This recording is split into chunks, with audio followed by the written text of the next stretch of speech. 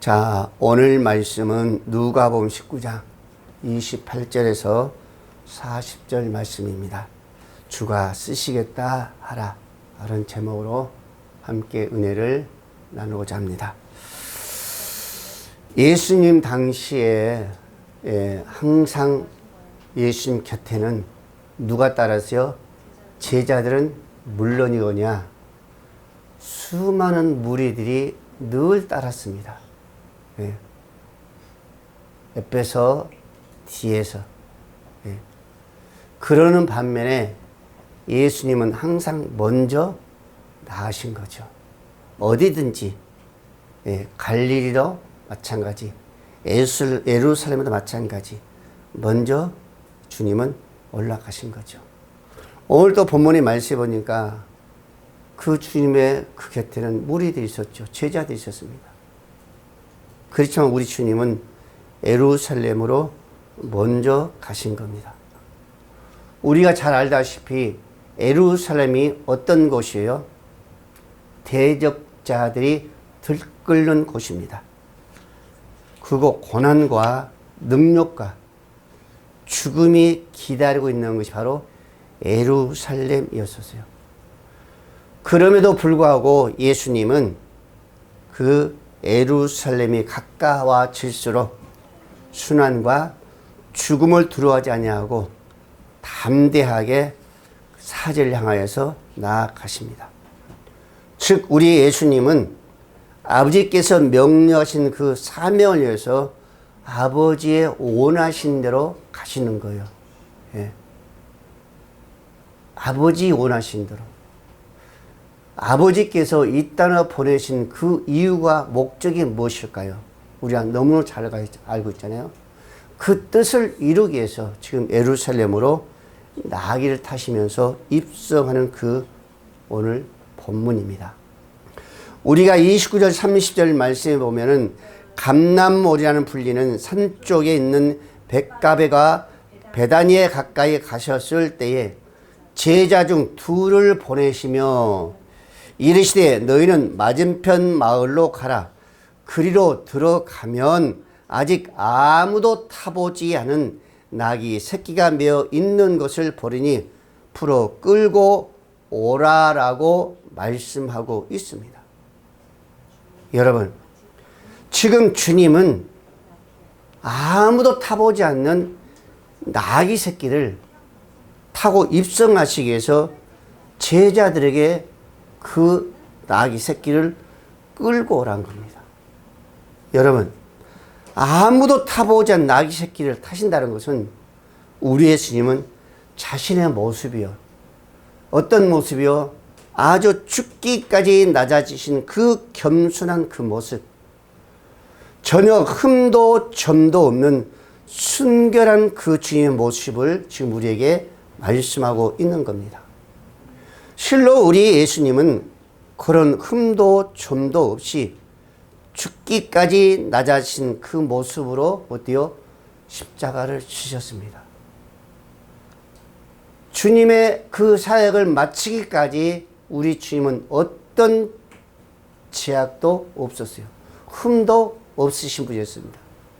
처음부터 끝까지 순결하신 분이 바로 우리 예수님이었습니다.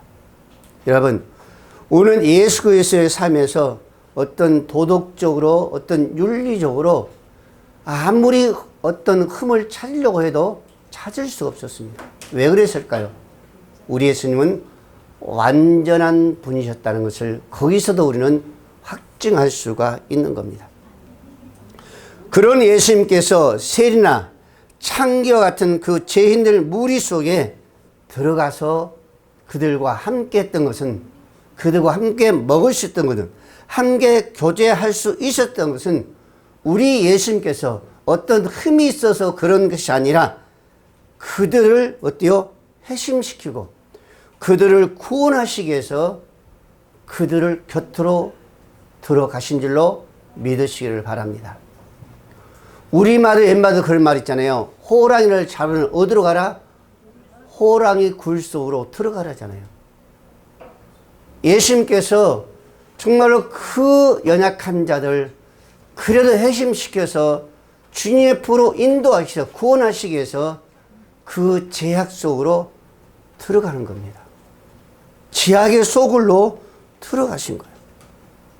여러분, 우리 주님의 그런 모습을 역시 마찬가지로 성경도 그러잖아요. 약한 자를 택하시고 강한 자를 부끄럽게 하신다 그랬잖아요. 여러분, 주님 말씀 그대로 가셨습니다.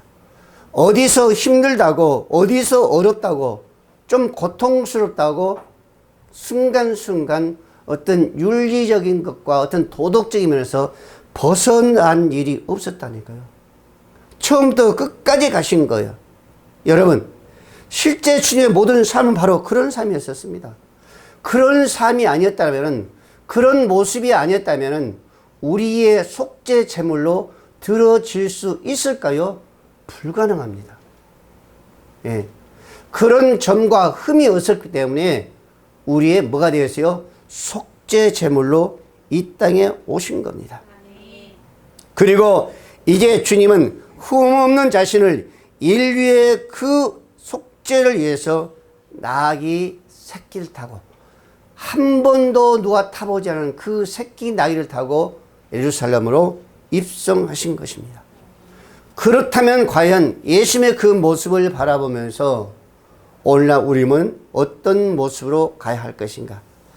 사도 바울은 이렇게 말합니다. 도덕적으로 불결했던 그 고린도 교인들을 향해서 말합니다. 고린도전서 5장 8절 말씀에 보면은 그러므로 너희가 명절을 지키되 묵은 누룩으로도 말고 악하고 악한 찬 누룩으로도 말고 누룩 없이 오직 순전함과 진실함의 떡으로 하라라고 사도 바울은 말씀하고 있습니다. 누구에게? 고린도 교회에 그랬습니다. 여러분, 지금 사도 바울이 말하고 있는 묵은 누룩 또는 악한 그 누룩을 버려야 할 것을 권고하고 있습니다. 그것을 어때요? 버리라는 거예요. 악한 누룩, 묵은 누룩을 너희는 버리라라고 말씀하고 있습니다. 여러분, 여기서 묵은 누룩과 그 악한 누룩은 과연 무엇을 의미하고 있는가? 여러분, 성도들이 그리스도께 속하기 이전에 지니고 있었던 그 죄의 습성을 의미하고 있습니다. 그래서 오늘 사도 바울은 그 악한 누룩, 그 묵은 누룩을 버리라는 것은 옛 모습, 너희 습성을 버리고 이제는 예수 안에서 너희들이 택함 받는 백성이요 자녀들이기 때문에 그런 삶을 가면 된다 안 된다 안 된다는 것을 우리에게 말씀해 주고 있는 거예요. 쉽게 해서 사도 바울 같으면 옛생활, 예수 만나기 전에 옛생활, 다메섹 선상에서 예수 만나기 전 이 생활이 이전 생활이 어떤 생활이었어요? 악한 생활이었었죠. 폭행하는, 폭력하는, 아주 방탕하는 불의한 생활이었었습니다. 그런 것을 벗어버리라는 것이 바로 오늘 사도 바울이 너희는 그 묵은 노릇과 악한 노릇과 진실한 떡으로 하라라고 말하고 있습니다. 그것을 버리라고 말씀하고 있습니다. 여러분, 그리스도 안에서 빚어진 성도들은 물은 누룩이 뜻하고 있는 그 음란, 세상적인 겁니다. 그 술 취함과 방탕함, 그 연락과 무법한 우상 숭배 등을 버리고 새 사람으로서의 지학으로 썩어가는 세상 속에서 빛과 소금의 사명을 감당하라는 그런 의미에서 오늘 사도 바울은 고린도 교회를 통해서 어떤 모습을 하라? 오직 순전함과 진실함 떡을 하라라고 지금 말씀하고 있습니다. 베드로전서 4장 3절 말씀하겠습니다. 너희가 음란과 정욕과 술취함과 방탕과 향락과 무법한 우상 숭배를 향하여 이방인의 뜻을 따라 행한 것이 지나간 때로 족하다. 지난 삶으로 족하다는 겁니다. 그러면 이제는 어떤 삶으로 한 겁니다. 새로운 삶으로 하라는 거예요. 과거의 그 묵은 누룩, 악한 누룩을 버리고 이제는 주 안에서, 말씀 안에서, 성령 안에서 새로운 모습으로 가라는 것이 오늘 사도 바울의 권면인 줄 믿으시기 바랍니다. 에베소 4장 22절 말씀에도 있습니다. 너희는 유혹의 욕심을 따라 썩어져가는 구습을 따라 옛사람을 벗어버리고 오직 너의 심령이 새롭게 되어 하나님을 따라 의와 진리의 거룩함으로 지으심을 받은 새 사람을 입으라라고 말씀하고 있습니다. 여러분, 오늘날 저와 여러분은 악한 누룩이 아니라 새로운 사람으로, 새로운 진실한 떡으로 가야 될 줄로 믿으시기 바랍니다. 그래서 여러분, 누룩 없는 떡은요, 먹는 전통은 어디부터 시작하냐? 출애굽기 보면요, 6월달부터 그때부터 유래된 거예요. 누룩 없는 떡이. 여러분, 출애굽기 12장 15절 말씀해 보면요, 너희는 이래 동안 무교병을 먹을지니, 이래 동안 무교병을 먹일지니 그 첫날에는 누룩을 너희 집에서 제하라. 누구를 버리란 거예요. 그러면서 뭐래요? 무릇 첫날부터 일곱째 날까지 무교병이 아니라 유교병을 먹는 자는 이스라엘에서 끊어지리라 그랬었습니다. 무교병이 아닌 유교병을 먹는 자는 이스라엘 백성들에서 끊어진다고 했습니다. 거기 속하면 안 된다는 거예요. 이렇게 엄하게 구약에서는 말씀하고 있습니다. 그럼 여러분들, 이 유교병은 누룩이 없는 순수한 떡이에요. 순수한 떡. 누룩이 들어가지 않는 순수한 떡이 유교병입니다. 그러니까 옛 생활로부터 깨끗해진 새 생명을 인정하는 거예요. 새 사람을 인정하는 거예요. 그러나 반면에 유교병은 뭐예요? 누룩이 있는 떡이에요. 누룩이 있는 떡. 오순절에 보면 이 유병을 먹으려 했습니다. 예, 6월절에는 무교병을 먹되 유교병을 먹으면 안 되고, 오순절 때는 유교병을 먹되 무교병을 떡을 먹으면 안 된다고 그랬어요. 왜 그랬냐면은, 여러분들 잘 들어보세요. 만일 어떤 자가 그 6월절에 무교병을 먹는다면은, 이것은 유교병을 안 먹고 유교병을 먹는다면은, 이것은 반드시 내가 하나님 말씀을 거역한다는 거랑 똑같은 겁니다. 그래서 이스라엘 백성들의 구약에 보면 너희는 무교병을 먹되 유교병을 먹으면 안 된다 그랬어요. 예. 근데 우리가 중요한 것은 오순절 제사법에요, 아주 특이한 점이 있습니다. 오순절 언제요? 6월절 지난 다음에 50일 날이 뭔데요? 사도행전에 보면 오순절로 나와 있어요. 이 차이입니다. 오순절, 50일 그 차이요. 근데 그 차이인데도 아주 극과 극입니다. 그게 무슨 얘기고? 유병을 먹느냐, 무교병을 먹느냐, 이 얘기입니다, 여러분들요. 6월짜리 이스라엘 백성들이 어디서? 그 애굽에서, 노예에서 자유롭게 해방된 날을 기억하는 것이 뭐예요? 6월절에 무교병과 쓴 나무를 먹으라 그랬었습니다. 그 고난을 기억하도록 해서. 그리고 그들이 고난을 기억하라는 그것이고, 또한 고난 속에서 너희들이 어떻게 하나님의 그 은혜로 하나님이 어떻게 일하셨다는 것을 너희들이 기억하기 위해서 6월절에는 무교병과 쓴 쑥을 먹으라고 했어요. 근데 여러분, 누룩은 세상과 구별된 것을 의미하거든요. 세상 정신, 구별됐다는 것이 바로 무교병입니다. 무교병, 누룩입니다. 누룩. 근데 여러분들, 애굽의 그 정신, 권력과 욕망과 자로부터 구별했다는 그 의미로서의 누룩을 먹으면서 하나님 앞에 구별된 삶이라는 것을 기억하는 거예요. 그리고 누룩 있는 떡을 먹은 사람은 어때요? 오늘 출애굽기 12장 15절 말씀처럼 이스라엘 백성들에서는 끊어지라고 했었습니다. 여러분, 이렇게 성도들은 완벽된 어떤 삶을, 거룩한 삶을 구별하는 거예요. 그래서 너희들이 구약에 보면은 유교병을 먹어서는 안 된다 그랬었습니다. 그런데 오순절에 와서는요, 유교병을 먹으라 했습니다. 근데 무교병을 먹으면 안 된다 했어요. 누룩 있는 떡을 먹는 겁니다. 그게 뭐요? 유교병입니다. 유교병. 천국의 비유에 보면요, 그 누룩이 있는, 누룩의 의미가 바로 다 세속적이었습니다. 누룩이 세속적이었어요. 누룩이 세속적. 그래서 구약에서는 안 되고, 어디서? 오순절에서는 그 누룩이 들어있는 유교병을 먹으라는 거예요. 예, 여러분 이제는 죄 있는 곳으로 결국에는 뭐요?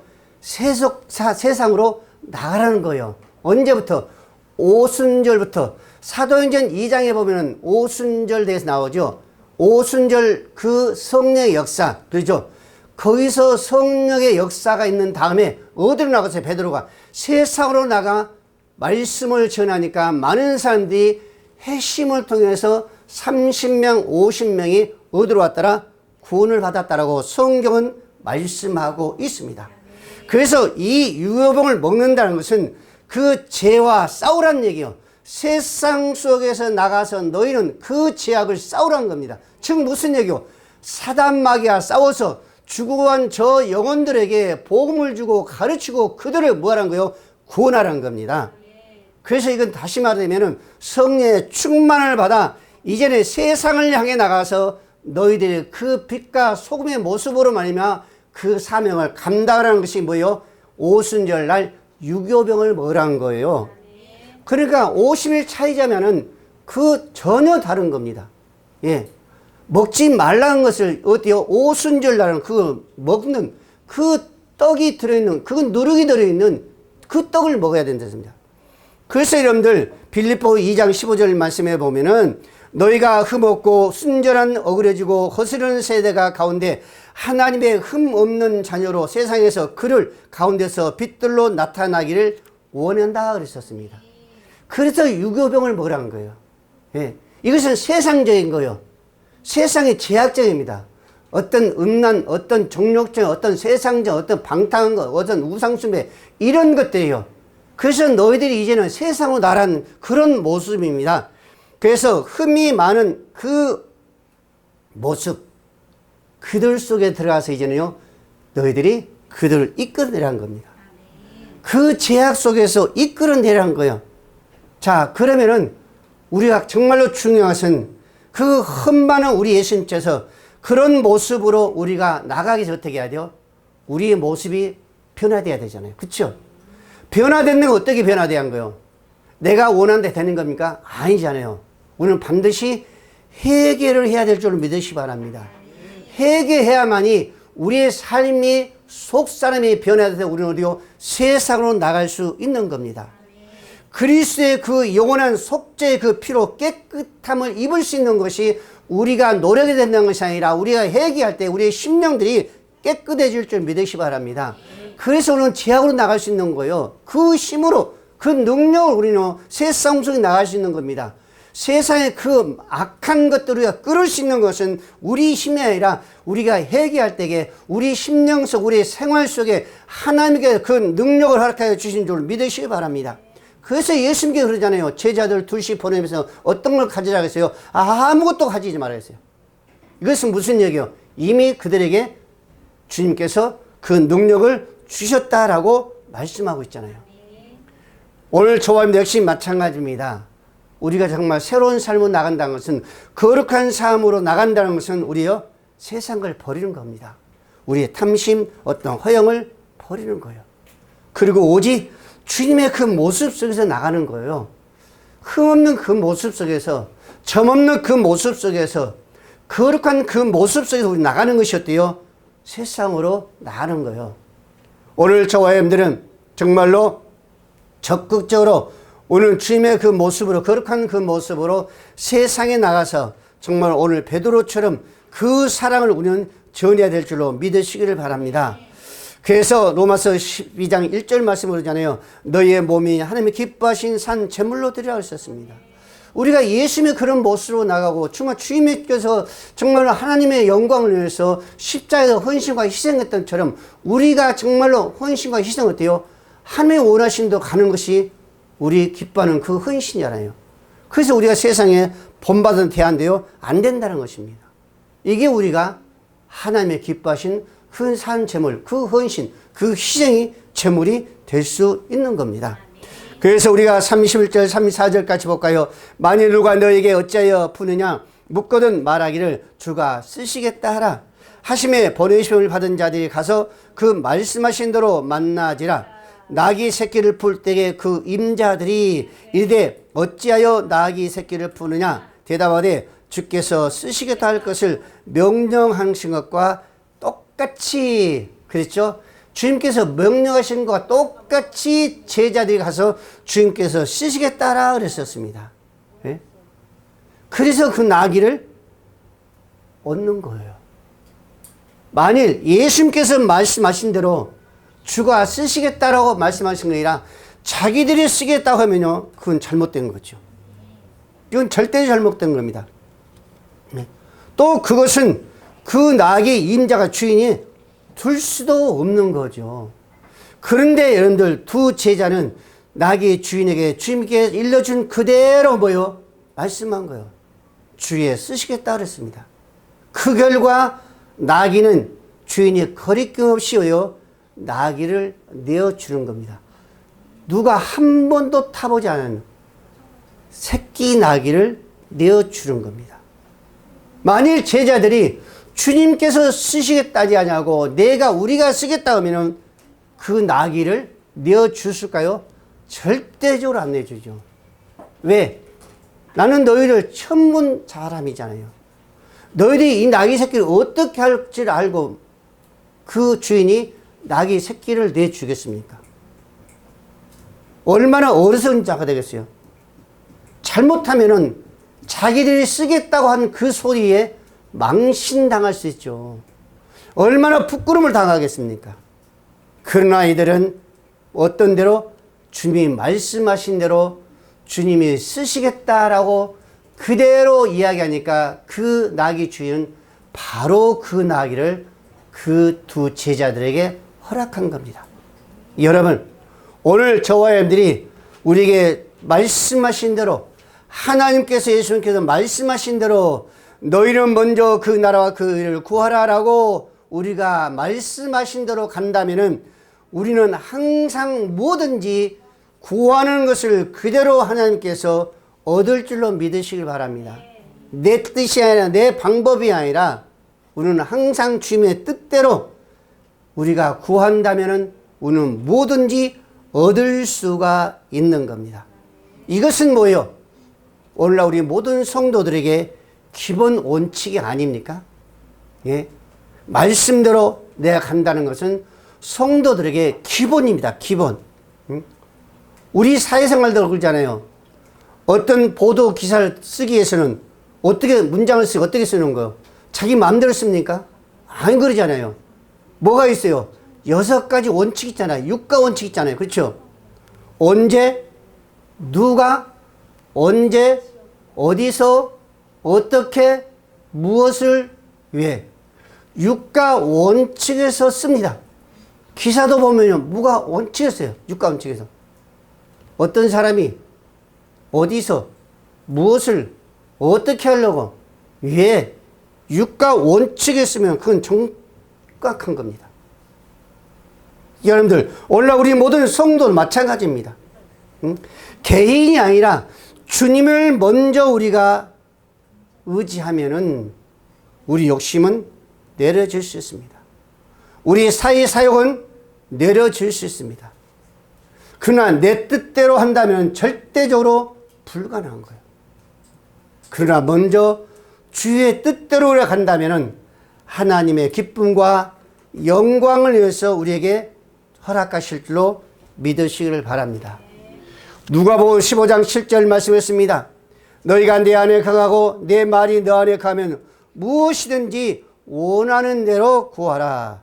그러면 이루리라. 내가 아버지의 계명을 지켜 그의 사랑 안에 거하는 것 같이 너희도 내 안에 지키면 내 계명을 지키면 내 사랑 안에 거하리라 라고 말씀하신 것을 우리가 볼 수 있습니다. 이처럼 주님께서 원하신 대로 구하면 필요한 모든 것은 다 얻은 줄로 믿으시길 바랍니다. 주님께서 가르쳐 주신 대로 우리가 필요한 것을 구한다면 어떤 것도 우리는요 다 기대할 수가 있습니다. 예, 두 번째는 뭐요? 나귀 주인은요 주님께 쓰시겠다니까 제자들에게 그대로 군말 없이 내준 겁니다. 예, 주님께 쓰시겠다니까. 여러분, 우리 예수님께 이 땅에 육신으로 입고 오셨죠. 그 가진 고난을 지어서 십자가에서 죽으셨습니다. 이게 아버지의 원하신 뜻이었습니다. 세상 죄를 구원하시기 위해서 그 길밖에 없었던 거죠. 다른 그 어떤 것으로도 불가능했습니다. 그러므로 주님은 아버지의 원하신 대로 말씀하시면서 망설이지 않고 십자가를 지셨습니다. 아버지께서 세상 죄인들을 위해 너를 속죄물로 쓰시겠다고 하니까 예수님은 십자가에 속죄제물로 내어주셨습니다. 오늘 본문의 나귀 주인도 역시 마찬가지입니다. 주인이 쓰시겠다니까 군말하지 않고 즉시 내준 겁니다. 그러므로 그 나귀는 영광스러운 주님을 태우고 사람들의 환호와 칭송과 찬송을 받으면서 주님과 함께 예루살렘으로 입성하셨습니다. 만일 나귀 주인이 나귀를 주님께 드리지 않았더라면 그 나귀는 어떤 모습이었을까? 한번 생각해 볼 때 사람을 태우는 나귀, 지문술에 끌려다니다 결국은 죽음으로 끝날 수밖에 없었던 그 새끼 나귀였습니다. 그러나 주님께 들어짐으로 말미암아 만왕의 왕이 타시는 존귀한 나귀가 되어진 줄로 믿습니다. 이 만왕의 왕이라는 것은 이미 스가랴 선지자를 통해서 예언된 말씀입니다.